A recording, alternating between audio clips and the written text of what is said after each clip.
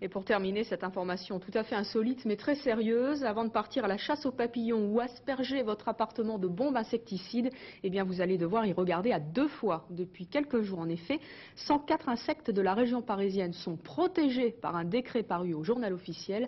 Il s'agit de sauver la vie de ces petites bêtes, libellules et autres scarabées menacés par l'urbanisation galopante. Xavier Grimaud, Jean-Marc Gardeux.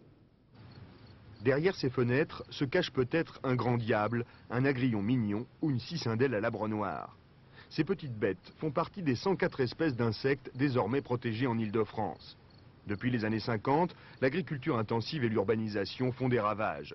On estime par exemple qu'une espèce sur 5 de papillons de jour a disparu d'Île-de-France en moins d'un siècle. Illustration avec le flambé, un papillon autrefois courant ayant besoin pour vivre d'aubépines et d'arbres fruitiers.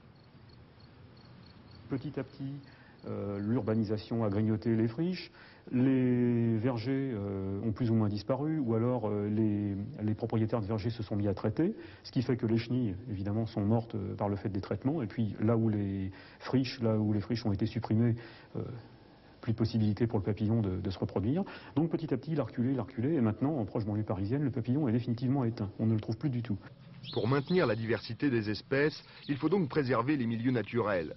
Selon la loi, pour protéger un espace, il faut qu'il recèle des espèces protégées. Voilà donc à quoi sert la liste d'insectes publiée au journal officiel.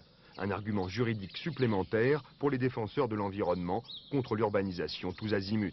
Le nombre d'espèces menacées doit pouvoir se compter par centaines, et peut-être même par milliers.